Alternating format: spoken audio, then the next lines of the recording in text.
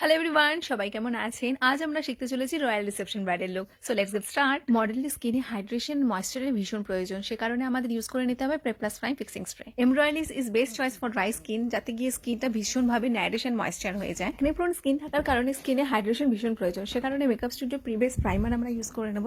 Reasonable প্রাইসের মধ্যে makeup studio prebase primer is best hydrating primer. Flawless base makeup and সাথে মেকআপটাকে grip করে রাখার জন্য আমরা ইউজ করে নেব ইএলএফ এর পোরলেস পুটি প্রাইমার, যেটা স্কিনটাকে অনেক হাইড্রেট করবে, সাথে মেকআপটা স্মুথলি ব্লেন্ড করতে হেল্প করবে অ্যান্ড ভীষণই স্মুথ বেস ক্রিয়েট করতে হেল্প করবে। একনে প্রোন স্কিন থাকার কারণে আমরা স্কিনে ডিরেক্ট কোনো লুমিনেস প্রাইমার বা ইলুমিনেটিং সেটিং স্প্রে অথবা লিকুইড হাইলাইটার ইউজ করবো না। After applying the primer skin অনেকটা হাইড্রেটেড ফিল হচ্ছে। এরপর আমরা ক্রায়োলন আল্ট্রা ফাউন্ডেশন প্যালেট থেকে একটি ডার্ক শেড নিয়ে ফুল ফেসে আমরা অ্যাপ্লাই করে নেব। অ্যাপ্লাই করা কনসিলার খুব প্রপারলি আমরা ব্লেন্ড করে নেব।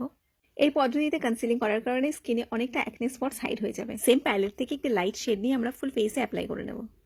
After applying the light shade আমাদের ফুল ফেস প্রপার ব্লেন্ড করে নিতে হবে আগের স্টেপের মতোই। বেস মেকআপটি কমপ্লিট করার জন্য আমাদের প্রয়োজন একটি full coverage foundation. Full coverage foundation আমি ইউজ করে নিচ্ছি হুডা বিউটি ফাউন্ডেশন, আর শেড নাম্বারটি রয়েছে 310 embroidery shade. Huda beauty liquid ফাউন্ডেশনটি হলো waterproof, super long wear, transfer proof, fade proof, sweat proof, velvety smooth liquid foundation, যে কারণে এটা আমার ভীষণ favourite. Huda beauty full coverage foundation কিন্তু as an full coverage foundation আমাদের সমস্ত মেকআপ আর্টিস্টের ফেভারিট। পুরো বেস মেকআপটি কমপ্লিট হয়ে যাওয়ার পর আপনারা সকলেও কিন্তু হুডা বিউটি ফাউন্ডেশনের প্রেমে পড়ে যাবেন। মডেলের ফেস ভীষণ স্লিম থাকার জন্য আমরা কন্ট্রোল করবো শুধু শেডিং এর জন্য, আর সেটা কিন্তু ভীষণ লাইট শেড দিয়ে করতে হবে। কন্ট্রোলটাকে কিন্তু আমাদের বেশি স্প্রেড করলে হবে না, ব্রাশের হেল্পে প্রপার এরিয়াতে আমাদের ব্লেন্ড করে নিতে হবে। এরপর আমরা স্পটলাইট এরিয়া হাইলাইট করে নেবো একটি লিকুইড লাইট কনসিলার শেড দিয়ে। আর এখানে আমি ইউজ করছি Hooda beauty Luminous mat liquid concealer. Cream blusher আমি ইউজ করেছি O2 ক্রিম ব্লাশ। এরপর আপনাদের বেস মেকআপটা দেখে বুঝতেই পারছেন যে কতটা বেটার ফিনিশিং লাগছে। একটি পাউডার ব্রাশের হেল্পে ট্রান্সলেশন পাউডার ফুল ফেসে আমরা প্রপারলি সেট করে নেব, যাতে কি বেস মেকআপটি আরো বেশি long lasting and proper set থাকে।